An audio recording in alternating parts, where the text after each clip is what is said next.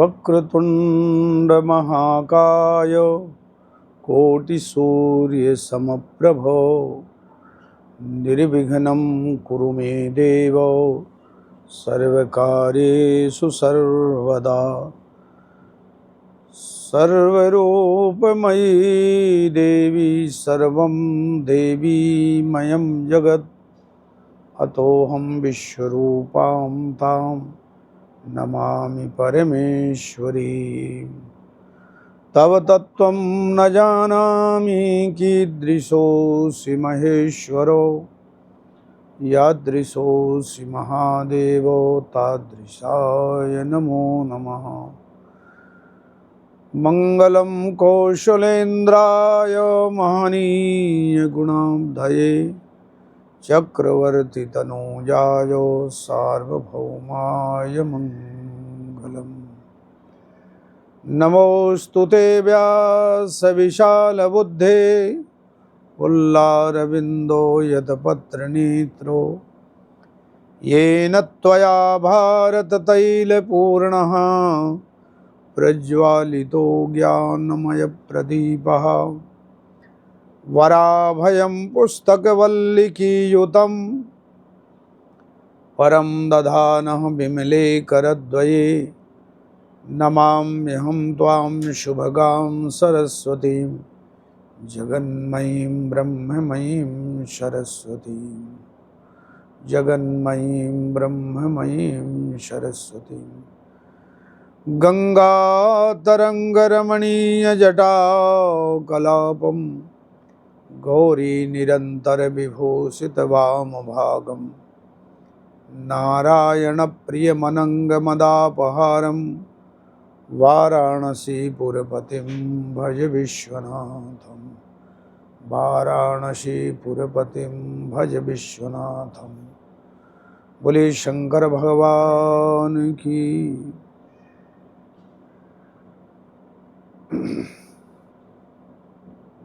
अनंतानंदो ब्रह्मांड नायक देवाधिदेव महादेव भूत भावन भगवान शंकर की अहेतु की कृपा से हरिद्वार की पावन भूमि पर एक सुंदर दिव्य संकल्प का शुभारंभ मास पर्यंत शिव पुराण रहस्य अर्थात शिव पुराण तत्व विवेचन की दिव्य कथा मास पर्यंत ऑनलाइन आप भक्त लोग देख सकोगे। इस शिव पुराण की आयोजिका दिल्ली मजलिस पार्क से श्रीमती विजय धीर जी स्वांतः कल्याण स्वांतः आनंद के लिए ऐसी प्रार्थना की कि शिव पुराण की कथा तो सदा सर्वदा सुनाई जाती है, लेकिन शिव का रहस्य क्या है, शिव पुराण का रहस्य क्या है। आध्यात्मिक सत्ता में भगवान शिव क्या हैं, यह मास पर्यंत शिव पुराण के माध्यम से श्रवण करने का सौभाग्य है। आप सब लोगों को लगभग समयानुसार एक दिन पूर्व आप सब लोगों को बताया जाएगा, लेकिन समय 11 बजे से 11:30 बजे तक का सुनिश्चित किया गया है। भगवान इस परम शिव तत्व कथा को श्रवण करने वाले लोगों का कल्याण करें। सदा सर्वदा कल्याण के देवता ही शिव हैं। शिव का शाब्दिक अर्थ ही होता है कल्याण। शिवम कल्याणम करोति यस्याः सः शिवः। जो सदा सर्वदा सभी का कल्याण करते हैं उन्हें शिव कहते हैं। जो आपदा विपदा से दूर करके प्राणी मात्र को श्रेष्ठ सद्बुद्धि प्रदान करते हैं उन्हें शिव कहते हैं। जो अहम अविद्या को दूर करते हैं उन्हें शिव कहते हैं। जो मानव की अप्रसन्नता है उस अप्रसन्नता को दूर कर प्रसन्नता को प्रदान करते हैं उन्हें शिव कहते हैं। जिसके अंदर सारे संसार की सद्भावना आए वो समझना चाहिए कि वो उनके अंदर शिव तत्व का समावेश हो गया है।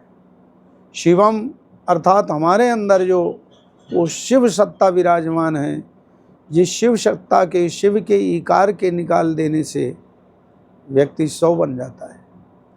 तो शिव व्यापक ब्रह्म है, आदि ब्रह्म है। शिव का कभी विनाश नहीं होता। शिव थे, शिव हैं और शिव रहेंगे। वह शिव हमारे अंदर प्रसन्नता के रूप में, सद्भावना के रूप में, सद्बुद्धि के रूप में, हमारे अणु में वो भगवान भोलेनाथ शिव विराजमान है। इसलिए जो सत्य है, सत्य किसे कहते हैं? सत्य ही शिव हैं, जो अविनाशी हैं, जो अकाट्य है, अछेद्य है, अभेद्य है, अदाय है, अग्राह्य है, वही शिव सत्ता विराजमान है। जिस शिव सत्ता के विलीन होने पर उस शिव सत्ता में ही जीव समाहित हो जाता है। जब भगवान शिव की पुनः इच्छा होती है तो भगवान शिव ही संसार की रचना करने का कार्य भगवान श्रीमन नारायण को देते हैं। भगवान श्रीमन नारायण सृष्टि की रचना करते हैं, पालन करते हैं और संहार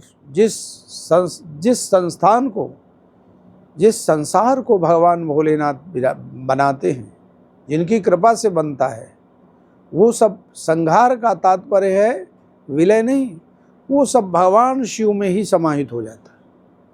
जब पुनः भगवान शिव की इच्छा होती है तो फिर वो भगवान शिव सारे संसार की रचना करने के लिए अपनी इच्छा से भगवान श्रीमन नारायण को उत्पन्न करते हैं, श्रीमन नारायण को आदेश करते हैं तो श्रीमन नारायण ब्रह्मा जी को बनाते हैं। ऐसे भगवान शिव हैं जिनकी सदा सर्वदा से अनादिकाल से सबसे पहले जब भगवान शिव नारायण का निर्माण करते हैं या नारायण को अपने इच्छा शक्ति से जागृत करते हैं, जो अथाह क्षीर सागर में शयन करते हैं, जागृत करते हैं, तो भगवान श्रीमन नारायण सबसे पहले शिव का ध्यान करते हैं, शिव की अर्चना करते हैं, शिव की पूजा करते हैं। और शिव जैसे प्रसन्न हो जाने वाले देवता अविलंब कोई भी नहीं है। शीघ्र प्रसन्न होने वाले देवाधिदेव महादेव भगवान शिव हैं। जगत का कल्याण करने वाले भगवान शिव हैं। जगत का पालन करने वाले भगवान शिव हैं। और शिव जैसा प्रेमी संसार में कोई देवता नहीं है। भक्तों की अविलंब सुनने वाले भगवान भोलेनाथ जैसे कोई औढ़रदानी कहते हैं, औढ़रदानी हैं। इनकी हर लीला अद्भुत है, विचित्र है, चिंतनीय है। हर लीला में भगवान भोलेनाथ के रहस्य है। कर्तुम सर्वथा कर्तुम भगवान शिव समर्थ है। और शिव की ही सत्ता भगवान नारायणी सत्ता है, शिव की ही सत्ता है, ब्राह्मी सत्ता है। तो ये तीनों जो देवता हैं शिव तत्व को समाहित किए हुए हैं। तीनों देवताओं में शिव तत्व है, तीनों देवताओं में विष्णु तत्व है और तीनों ही देवताओं में ब्रह्म तत्व है। इसलिए ब्रह्मा विष्णु और महेश को पालन सृजन संहार कर्ता के रूप में अलग अलग पृथक पृथक किया गया। वस्तुतः भगवान शिव एक हैं, भगवान नारायण ब्रह्मा एक हैं, कोई भिन्न भिन्न नहीं। तो शिव पुराण की जो कथा है, शिव पुराण का जो रहस्य है, इस शिव पुराण के रहस्य को भगवान शंकर ने 100,000 श्लोकों में बनाया। 1,00,000 श्लोकों में शिव पुराण का निर्माण किया भगवान भोलेनाथ। और वो उस भगवान भोलेनाथ में ही समाहित हुई जब भगवान भोलेनाथ के रहस्य को कौन बता सकता? भगवान भोलेनाथ के रहस्य को भगवान भोलेनाथ ने ही ज्ञापित किया, मैं कौन हूँ। तो शिव कहते हैं शिवोहम चिदानंद रूपम शिवोहम शिवोहम, हैं। सारे जगत का कल्याण करने वाले भगवान भोलेनाथ ने अपनी महिमा को स्वयं हजारों वर्ष बताते रहे, लेकिन भगवान शिव ने अपनी महिमा को पूरा नहीं बता सका। वही शिव महिमा अदृश्य होती देख शिव प्रेरणा से भगवान महर्षि वेदव्यास जी ने समस्त देवताओं के प्रति जहाँ भी अपनी लेखनी उठाई है उसे ही ब्रह्म बताया है कि यही ब्रह्म। और वस्तुतः ब्रह्म एक है, ब्रह्म की भिन्नता अनंत है। हम आप सब जो भी हैं वो ब्रह्म हैं। अहम ब्रह्मास्मि, इसलिए वेदांत कहता है, वेद कहता है, वेद वाक्य कहते हैं अहम ब्रह्मास्मि, मैं ही हैं। चिदानंद रूपम शिवोहम शिवोहम, मैं ही शिव हूँ। अयम आत्मा शिवः, अयम आत्मा ब्रह्मो, अयम आत्मा शिवः। यह आत्मसत्ता जो बोल रही है वो शिव सत्ता है। शिव सत्ता से पृथक कुछ है ही नहीं। तो भगवान शंकर के इस शिव रहस्य को, शिव पुराण को महर्षि वेदव्यास जी ने 24,000 श्लोकों में लिखा और यह बताया पूरे शिव पुराण के संहिताओं में कि भगवान शिव ही सर्वोपरि श्रेष्ठ ब्रह्म हैं, देवाधिदेव हैं, महादेव हैं। हमारे असुर क्या है? हमारे अंदर की जो अविद्या है वही असुर है। और भगवान शिव का जब हम ध्यान करते हैं तो जब हमारे अंदर का अहंकार, हमारे अंदर की अविद्या दूर हो जाती है, तब हम किसी के कल्याण की सद्भावना। विकारों से ग्रसित जीव क्या कर सकता है? विकारों से ग्रसित जीव कुछ कर नहीं सकता है। इसलिए विकारों से जो ग्रसित जीव है, जब आप केवल शिव शब्द का उच्चारण करते हैं, शिव शब्द बोलते हैं, तो हमारे अंदर के सारे विकार, दुर्गुण दूर हो जाते हैं। इसलिए शिव पंचाक्षर मंत्र में ओम नमः शिवाय, नमः शिवाय मंत्र पंचाक्षर, जपत मिटत सब क्लेश भयंकर। भगवान शंकर के शिव शब्द के उच्चारण करने मात्र से एकेन मुक्ति माप्नोति द्वितीयं शंहुरिणी भवेत। एक में ही शिव शब्द का एक बार हृदय से उच्चारण हो जाए तो कैसे होगा वो हृदय से उच्चारण?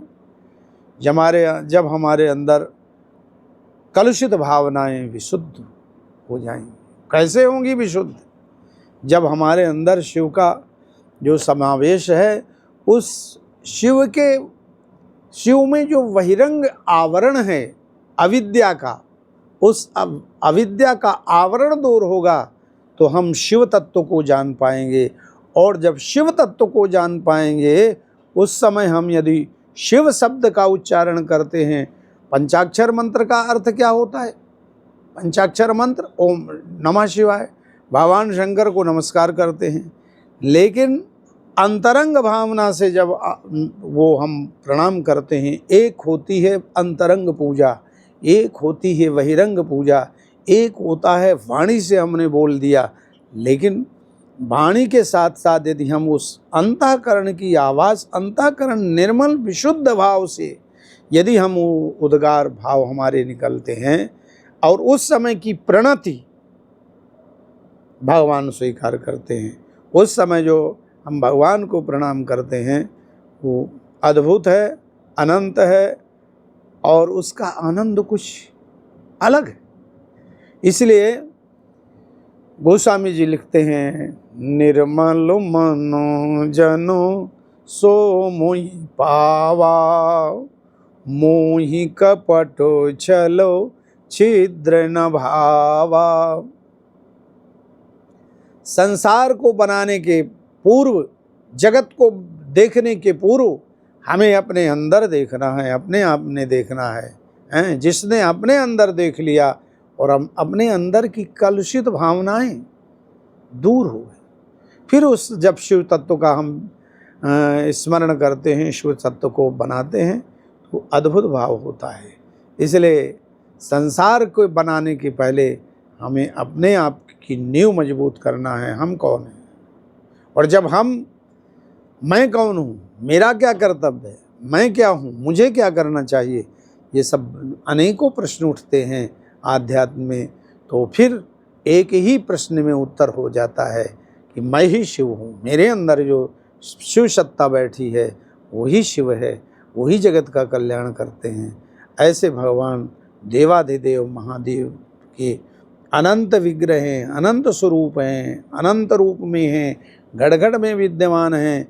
सारे जगत में जितने भी निराकार या साकार विग्रह हैं भगवान शंकर के ही हैं।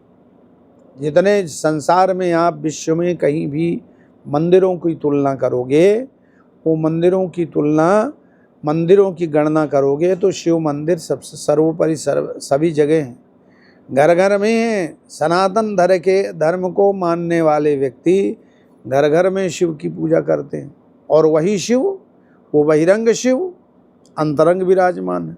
अंतरंग शिव का अंतरंग भाव से, अंतर मन से ध्यान पूजा पाठ करने से अंतर एक बहिरंग अभिषेक होता है, एक अंतरंग अभिषेक होता है।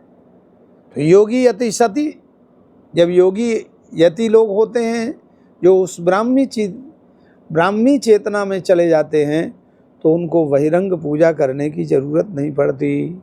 वो अंतरंग भाव से, अंतरंग मन से और उस अंतरंग दिव्य अमृत स्रोत से वो शिव सत्ता का अभिषेक करते हैं, जिससे उन्हें इसीलिए कहा गया है कि वो अमर हो जाता है, योगी अमर हो जाता है। प्राप्ते तु द्वादशे वर्षे कर्ता धर्ता स्वयं भवेत्, शिव तत्वम स्वयं भवेत्। 12 वर्ष तक उस आध्यात्म सत्ता की अमृत, एक हम जल से अभिषेक कर लेते हैं भगवान का, एक जब योगी ब्राह्मी चेतना में पहुंचता है और उसके आनंद की सीमा जब नहीं रहती है, तो वो अंतरंग अभिषेक करता है। जो आपका ब्रह्मांड में ब्रह्म अमृत कुंड है, उस अमृत कुंड की धारा भगवान शिव में लगा करके अपने अंदर जो शिव सत्ता है उसको जागृत कर लेता है। और जब वो शिव सत्ता जागृत हो जाती है तो वह जीव स्वयं शिव समान माना जाता है। इसलिए 12 वर्ष की साधना भगवान शिव की आध्यात्मिक जगत में कर्ता धर्ता हर्ता स्वयं भवेत् वाणी सिद्ध हो जाती है, युग दृष्टा हो जाता है, दिव्य चेतना उसे प्राप्त हो जाती है। इसलिए शिव अनादि हैं, शिव ब्रह्म हैं, और उनके एक एक अक्षर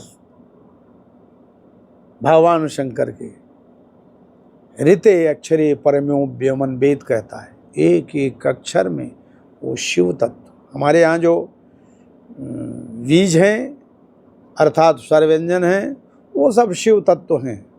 उन बीजों में जैसे दानों में वृक्ष छिपा होता है, हर बीज में वृक्ष छिपा होता है, ऐसे ही भगवान के उस पंचाक्षर मंत्र में, भगवान के उन नाम में, भगवान के उस सत्ता में अनेक शक्तियाँ संसार की छिपी होती हैं, जिन शक्तियों के द्वारा व्यक्ति समस्त कार्य कर सकता है। इसलिए भगवान शंकर के इस शिव रहस्य को किसने जाना? सोई जाने जेहि देव जनाई। महर्षि वाल्मीकि जी कहते हैं, मर्यादा पुरुषोत्तम ब्रह्म से आपको कौन जान पाएगा? भगवान शंकर को कौन जान सकता है? जिसको आप चाहोगे, जिसको आपकी कृपा होगी। आज आपको एक कृपा प्राप्त हुई कि हम शिव रहस्य को जाने, तो भगवान शिव की कृपा हुई। जानत तुम ही होई जाई। और जब जान जाता है कि शिव तत्व कौन है, जानत तुम ही हो जाए, वो तुम्हारा ही हो जाता है, वो कुछ नहीं।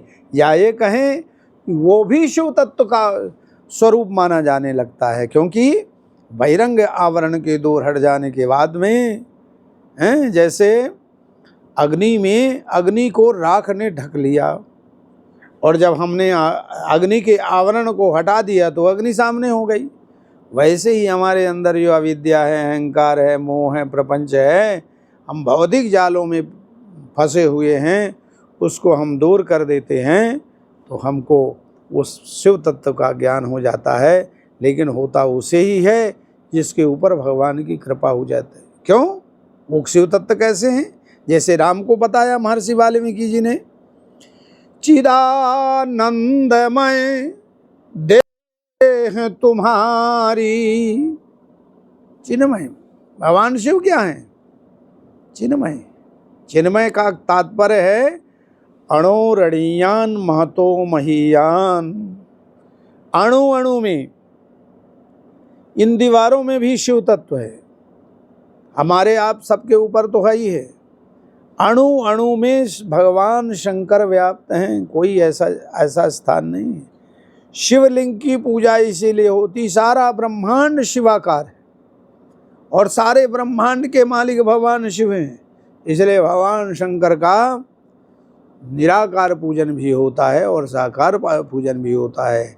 निराकार में सारे ब्रह्मांड में जहाँ भी अणु अणु हैं, वहाँ वो भगवान शिव की सत्ता है, और भगवान शिव की सत्ता की हम पूजा करते हैं, अर्चना करते हैं, तो हमारा लोक और परलोक दोनों बनता है।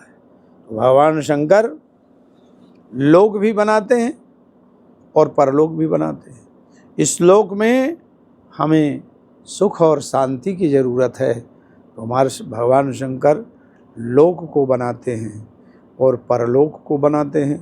परलोक का तात्पर्य है कि हमारे, ये तो निस्संदेह सत्य है कि हमने मानव तन प्राप्त किया है, तो मानव तन प्राप्त किया है तो ततो मनुष्यतः प्राप्तो जन्म लक्ष्यम तु साधयेत्। हमने अच्छे सत्कर्म किए हैं, इसलिए भगवान ने हमें मानव का तन दिया है। बिना अच्छे सत्कर्म किए पूर्व हमको मानव का तन मिल ही नहीं सकता था। बड़े भाग्य मानुष तनु पावा, सुर दुर्लभ सद्ग्रंथ गावा। बड़े भाग्य से मानव का तन मिलता है, तो हमें क्या करना चाहिए? जब मानव तन मिल गया तो हम उस शिव तत्व को, वो जो शिव तत्व हर देवताओं में, चाहे राम की उपासना करिए, चाहे कृष्ण की उपासना करिए, चाहे विष्णु की उपासना करिए, चाहे देवी की उपासना करिए, सब में वो शिव तत्व व्याप्त है। हमारे में जैसे व्याप्त है वैसे सब में वो शिव तत्व व्याप्त है। तो क्या करना चाहिए? हमें मानव तन मिला है, भगवान शिव ने बड़ी कृपा करके मानव तन हमें दिया है। तो देह धरे कर यह फल भाई, भजिए राम सब काम बिहाई। हमें सब काम छोड़ करके भगवान शिव की शरणागति हो जाना चाहिए। जो अभीष्ट फल को देने वाले भगवान शिव हैं, समस्त मनोरथों को पूर्ण करने वाले भगवान शिव हैं, लोक परलोक को बनाने वाले भगवान शिव हैं, शांति को देने वाले भगवान शिव हैं, हमारे अहंकार को दूर करने वाले भगवान शिव हैं, हमें जो इच्छा हो वो देने वाले भगवान शिव हैं। तो वैसे शिव की आराधना हमारे जगत के सारे विकारों को दूर करती है, हमारे मार्ग को प्रशस्त करती है। इसलिए हमें शिव शरणागति हो करके और भगवान का सुंदर शिव का कल्याण करना चाहिए। शिव अपने जगत के कल्याण की भावना होनी चाहिए। विशुद्ध भाव से भगवान शंकर की जो आराधना करता है, भगवान शंकर को जो शरण हो जाता है और अजपा जप करता है। अजपा जप का तात्पर्य होता है कर मुख ते बहुतक जपे, श्वासा जापे कोय, श्वासा तज नयनन जपे, तू सच्चा जाप को होय। उठते बैठते चलते अभ्यास है, हाथ से जपते हैं अभ्यास है, इसके और ऊपर उठना चाहिए। वाणी से जपते हैं अभ्यास, लेकिन आंखें बंद करते ही, आंखें खुली भी हों आंखें बंद भी हों, जागत सोवत शरण तुम्हारी। चाहे हम जगते रहें चाहे उठते बैठते रहें, तो भगवान की शरण में जब जीव हो जाता है, भगवान भोलेनाथ की शरण में जब जीव हो जाता है, तो फिर सारे दिन फिर पूजा पाठ की ज़रूरत नहीं है। हम तो पूजामय ही रहते हैं। फिर जब हम भगवान शिव के अपने आराध्य देव की शरण में हो गए, तो फिर हमें कुछ करने की ज़रूरत नहीं है। हमारा उठना बैठना चलना फिरना खाना पीना है। योगी यति संत उस शिव को, एक शिव के बहुत बड़े भक्त थे, तो भोग लगाते थे। तो भोग लगावें, पहले भोजन करें और फिर भोग लगावें। किसी भक्त ने पूछ लिया, प्रभु ये तो जूठा कर दिया आप। कहा यही तो नादानी है। मेरे अंदर जो शिव तत्व बैठे हैं, उस शिव तत्व का मैंने भोग लगाया, आप ये शिव तत्व को भोजन कराऊंगा। तो कहने का तात्पर्य है कि जब हमारी शरणागति अच्छे ढंग से हो जाती है, हमारे हम विकारों से रहित होकर के सर्वम खल्विदम ब्रह्मो, सारे सृष्टि में वो ब्रह्म, वो परमात्मा भगवान शिव ही है, ऐसा भाव हो जाता है। आज इतना ही कह के विश्राम देते हैं। बोलिए शंकर भगवान की। हर हर महादेव।